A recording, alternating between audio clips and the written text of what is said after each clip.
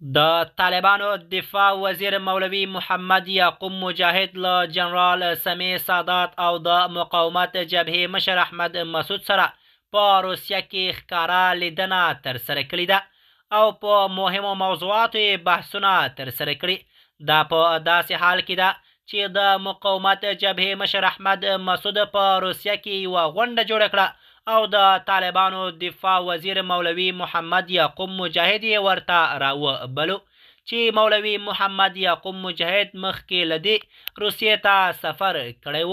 نو کله چې د احمد مسعود ترې خبر شو نو سمدستي یوه غونډه دایر کړه او مولوي محمد یعقوب مجاهد ته یې بلنه ورکړه. د طالبانو دفاع وزیر یې سمدستي بلنه تایید کړه. د حقیقت چینل درنو کتونکو سلام، ستړي مشئ، وخت مو په خیر. په دې هیله چې روغ او جوړ واوسئ. د احمد مسعود په مشرۍ په روسیه کې یوه غونډه ترسره شوه چې د طالبانو دفاع وزیر او جنرال سمیع سادات پکې حضور درلود.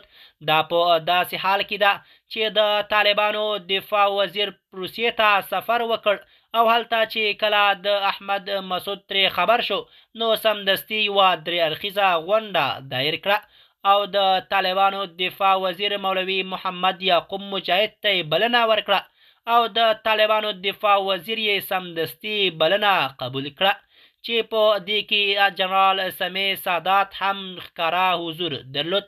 په یو څو مهمو موضوعاتو باندې بحثونه ترسره کړي دي. د حقیقت چینل درنو کتونکو زموږ د نن ورځې چمتو شوی خبر تر همدې ځای و. تر بیا مو په الله سپارم.